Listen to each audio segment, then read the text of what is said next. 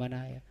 Saya ngatakan ini menerjemahkan hawalah bil ujrah ini dengan anjak piutang, dan itu adalah haram, itu adalah konvensional.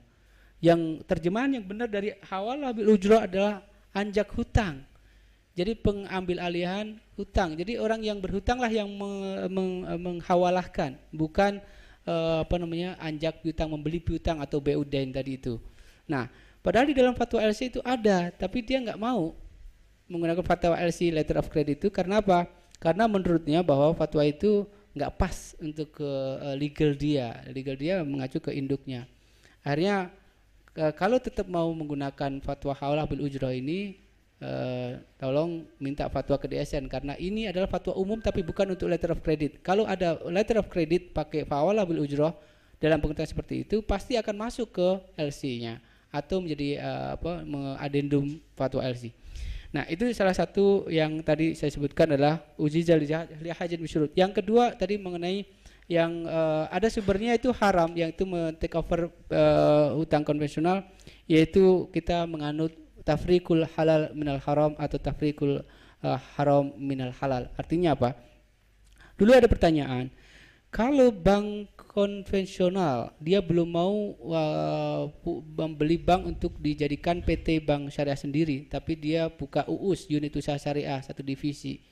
Modalnya kan dari induknya kan? Dari induknya, yang itu adalah konvensional. Atau bank mandiri membuat bank syariah mandiri katakanlah, itu modalnya dari induknya. Nah, seperti itulah yang kita akhirnya mengatakan bahwa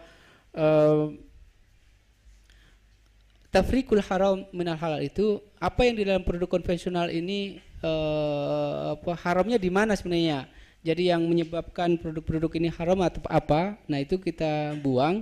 Nah, baru dicarikan makharij syariahnya bagaimana. Tapi sekali lagi saya tegaskan bahwa sekalipun itu kita punya mazhab tafriqul haram minal halal atau tafriqul halal minal haram itu dengan berbagai macam makharij tadi itu syariah, tidak lepas bahwa di situ ada kekurangan. Dan kalau dibaca di fatwa DSN itu di akhirnya ada bila di kemudian hari terdapat seperti itu kekeliruan, maka akan diperbaiki. Seperti itulah kira-kira. Meskipun fatwa enggak membatalkan fatwa yang lain ya. Jadi menganulir lagi fatwa, kecuali yang qaulul qadim, qaulul jadid. Tapi dalam tradisi DSN nampaknya ada fatwa baru yang itu lebih menjelaskan, lebih meluaskan. Contohnya adalah mengenai hawalah bil ujrah juga salah satu contohnya seperti itu. Kemudian jadi hawalah ada dua macam, hawalah muqayyadah dan hawalah mutlaqah. Kira-kira begitu. Untuk supaya hawalah yang pertama itu adalah hawalah yang masih itu sosial. Hawalah yang tidak ada ujrohnya atau tidak tegaskan ujrohnya. Sama dengan masalah qard.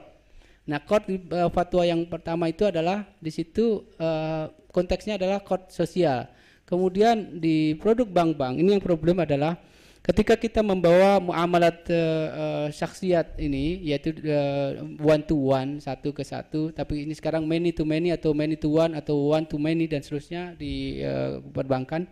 Nah, ini yang agak saya pribadi mengakui itu bukan hal yang mudah untuk berpikir keras bagaimana mengkombinasikan yang tadi atau mengaktualisasikan istihadat yang itu konteksnya adalah konteks klasik, seperti yang tadi mengenai emas ya, samaniyah. Nah, samaniyah itu kalau menurut saya pribadi mungkin agak berbeda dengan Ustadz Irwandi ini, yaitu memang itu tidak akan berubah ketika samaniyah itu adalah sudah tidak menjadi saman lagi. Namun kesepakatan di Dewan Syariah Nasional mengatakan bahwa sekalipun secara pribadi kita nggak setuju, kalau saya dan teman-teman di BI itu kurang setuju kalau emas itu menjadi objek untuk murabahah. Sekalipun kita juga tidak menutup kebutuhan pasar. Ada orang yang ingin haji 5 tahun lagi. Kalau dia nabung maka bagi hasilnya kecil, maka dia tabunglah itu dalam bentuk emas, di mana asumsinya emas itu naik terus. Meskipun saya tentang bahwa emas itu juga turun naik, tidak stabil. Kalau orang-orang yang dinaris itu, yang kembali ke dinar, saya mengatakan dinaris ya, dirhamis ya, itu mengatakan stabil. Bahkan yang menjual produk-produk murabahah emas itu mengatakan investasilah ke emas, emas itu stabil. Saya bilang emas stabil. Kemarin baru turun, sekarang naik lagi. Dan ini bulan ini, artinya itu naik turun. Nah, bagi seorang yang ingin dia menabung mau haji 5 tahun lagi, dia nabung dalam emas. Itu gimana caranya kalau dia mau beli dan sebagainya. Nah, kalau begitu samaniyah menurut kami adalah itu adalah hukmul hakim dan uruf marja'nya.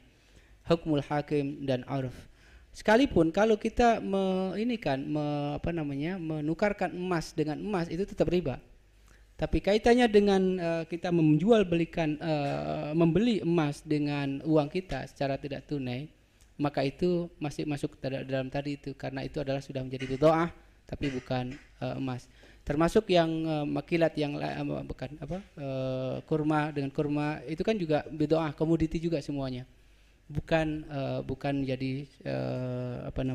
menjadi mata uang.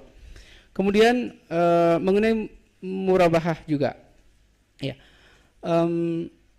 murabahah yang tadi disebutkan saya setuju bahwa itu sebenarnya belum tidak boleh itu dianggap sebagai satu akad karena itu belum ada barangnya pada waktu transaksi. Itu adalah dianggap sebagai wa'ad. Dan urbun yang ditetapkan itu kita nggak ada istilah urbun. Kenapa? Karena urbun berbeda konteksnya dengan down payment atau uang muka, dan itu diatur oleh Bank Indonesia. Kalau sekarang bayangkan kalau bank-bank ini tidak mengenakan down payment itu, maka bisa saja bank ini besok itu akan jadi gini. Bank itu aturannya tersendiri, dia mengikuti Basel BIS yang ada di Swiss. Aturan-aturannya di situ ada prinsip kehati-hatian di samping prinsip syariah. Nah, mengharmoniskan antara prinsip syariah dengan prinsip kehati-hatian tadi itu, di mana bank itu bukan dia selaku pribadi, dia membawa dana nasabah, dana pihak ketiga, istilahnya dana simpanan, bukan dana simpenan. Ya, kalau simpenan beda, makanya lembaga penjamin simpanan, bukan lembaga penjamin simpenan. Ya, kalau Pak Agus ini sebagai penjamin simpenan. Lembaga penjamin simpanan itu juga belum syariah semuanya, dan kita desak di mana dia menerima premi-premi bank syariah termasuk juga, tapi dikelolanya secara konvensional. Ini yang lucu. Sekalipun dalam buku ini saya baca bagus sekali bahwa ada perdebatan mengenai dhaman ra'sil mal mudharabah. Dan ada banyak tulisan soal itu. Apakah boleh ra'sil mal mudharabah itu didamankan? Kalau mudharib kan layadman, aslinya kan begitu. Nah, bagaimana kalau itu domannya oleh pihak ketiga diasuransikan? Nah, ini problem lagi yang di sini saya mengharapkan sebenarnya ulasan lebih lanjut seperti itu. Buku ini akan lebih ini lagi kalau seandainya tadi karena ini pendapat pribadi, jadi ketika mengatakan bahwa saya kira pendapat Dewan Syariah Nasional di sini kurang tepat dan sebagainya, itu pendapat pribadi konteksnya. Namun ini bisa menjadi backfire, menjadi bumerang ketika kita ingin mendorong sistem ekonomi Islam atau keuangan Islam ini akan maju. Kenapa? Karena ini untuk masyarakat yang awam, wah kalau gitu kita dibohongin aja semua ini. Akhirnya ini berbahaya. Alangkah bagusnya ini seperti masukan-masukan ini memang menjadi diskusi, namun bukan berarti ini adalah juga kita wallahu alam. Jadi mana kebenaran yang mutlak, tapi saya kira kepala yang banyak itu ini kan istihadnya jama'i. Di situ juga ada Dr. Salim Segaf Al-Jufri waktu itu yang memutuskan yang ini yang macam-macam tadi kontroversial juga waktu di plenonya. Yang itu saat kita bersama waktu di Libya dulu juga ya. Kemudian juga terakhir adalah mengenai masalah takwid dan takwid dan takzir. Kalau penalti di sini mutlak haram. Enggak, kita enggak haram. Di sini penalti itu diperlukan, tapi tidak boleh diakui sebagai pendapatan bank. Dituduh oleh buku ini, dituduh oleh Dr. Irwandi bahwa itu bisa digelapkan oleh pengurus bank. Ini meremehkan otoritas pengawas, yaitu Bank Indonesia. Maksudnya apa? Kalau DPS bisa dikibulin, Dewan Pengawas Syariah bisa dikibulin. Tapi kalau kalau pengawas bank, yaitu dari otoritas Bank Indonesia, nanti otoritas jasa keuangan, itu masuk dan mereka dilatih tentang syariah, itu akan ketahuan ini ada denda, tapi masuk diakui sebagai keuntungan bank. Semua tercatat di situ, karena kita juga mengadopsi akuntansi dari AOIV, kita adopsi. Dan saya juga anggota Dewan Standar Akuntansi Syariah di IAI, Ikatan Akuntan Indonesia, yang mengeluarkan akuntansi syariah. Di mana akuntansi kita di situ lebih syariah daripada Timur Tengah. Di mana ketika kita tanya di Timur Tengah, apakah mereka menggunakan anuitas atau proporsional? Nih Pak Agus tahu ini. Mereka rata-rata anuitas. Anuitas itu adalah menghitung bunga kredit. Itu anuitas. Nah, di Ikatan Akuntan Indonesia, standar akuntansi yang dikeluarkan oleh Dewan Standar Akuntansi Syariah, di situ justru mendorong proporsional flat. Yang itu adalah kalau jual beli itu yang seperti itu. Kalau yang kredit ya atau pembiayaan kredit ya, itu yang pakai anuitas. Kita masih lebih syar'i lah gitu dekatin. Tapi pelaku industri berbeda. Mereka inginnya apa? Anuitas. Jadi sulit kita, atau bukan hal yang mudah dan waktunya singkat untuk mengkondisikan mindset, paradigma, perilaku dari pelaku pasar. Bank mereka juga asalnya konvensional masalahnya. Jadi itulah yang saya rasakan sekaligus curhat di forum ini. Jadi nggak mudah. Itu intinya tidak mudah.